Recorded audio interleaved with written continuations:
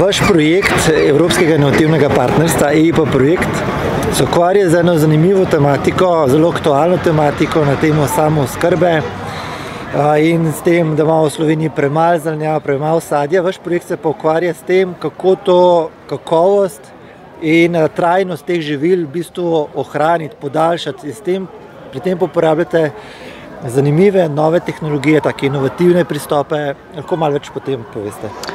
Ja, zdaj, odkot sama ideja projekta, dejansko se vsi zavedamo, da odpadna hrana povzroča velike pritiske na okolje, negativne pritiske na okolje, posledično tudi na izpuste toplogrednih plinov, ima tudi finančne posledice, etične posledice. Ogromno hrane se zavrže na vseh fazah, tako pri izvajalcu na kmetiji, fazi skladiščenja, gostinstvu, skratka povsod. V našem projektu smo pa res nekako se sfokusirali na fazo pri skladiščenju, kako podaljšati obstojnost in svežino sadju in zelenjavi.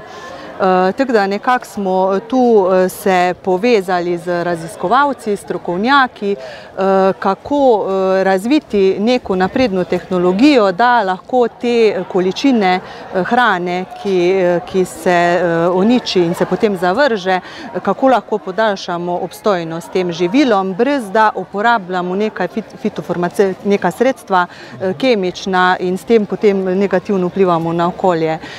In zelo pomembno nam je, da na eni strani raziskovalci, ki imajo te tehnična znanja, inovativne pristope, da lahko v okviru teh EIP projektih, kjer imamo na drugi strani kmetovalce, da lahko ti kmetovalci izvajajo te praktične preizkuse, da nekako sproti že kontroliramo učinke in razvijamo v to smer, da ob zaključku projekta, da bomo prišli do nekih pozitivnih rezultatov.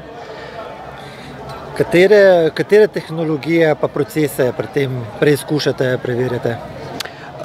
Zdaj v samem projektu izvajamo praktične preizkuse. V prvi fazi smo se lotili enostavnih tehnik izvajanja praktičnih preizkusov na osnovi predhodnih študij strokovne literature, da smo nekako raziskali vse te parametre, ki vplivajo na obstojnost živil, mikroorganizmi. Nekako v naslednji fazi pa smo se že lotili razvoja napredne komore, ki bo pod nadzorovanimi pogoji spremljala neko kulturo, sadež, zelenjavo, pod vsemi temi senzorskimi, od vrtinčenja zraka, UVC, jakost svetlobe in vse to, napredna senzorika bo v tej napredni komoro in bomo nadaljevali z to komoro izvajanje praktičnih preizkusov. Na podlagi tudi potem, na podlagi podatkov bomo razvijali umetno inteligenco, da se bodo lahko, konkretno malina je hitro pokvarljiv sadež, da bomo lahko s pomočjo te umetne inteligence napovedovali, učili umetno inteligenco, da bo nekako že sama znala glede na vse pogoje, dejavnike opredeliti obstojnost, podaljšanje obstojnosti nekega sadeža.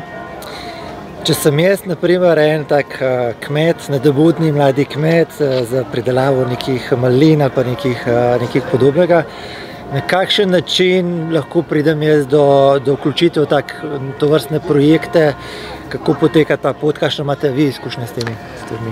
Ja, zdaj moja izkušnja je, sami začetki so bili res nekako težki dobiti neko število članov v partnerstvu kmetij, ker pa nekako so pač kmetje prestrašeni. Javna sredstva, kaj bom mogel potem čez 5 let mogoče kaj vračati.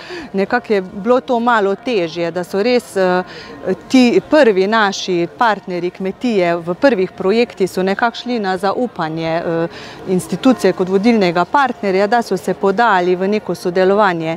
Zdaj po letih izvajanja in nekih rezultatih, ki jih mi že lahko kažemo, se je pa pokazalo, da se je v njih spodbudila to zanimanje in že tudi sami kontaktirajo o možnostih vključevanja, tudi lažje se udeležujejo z večjim zanimanjem naših dogodkov, ki jih organiziramo. To je bilo na začetku, res smo orali ledino, res je bil trd oreh, da smo nekako uspeli. Zdaj pa moram reči, da kar z leti.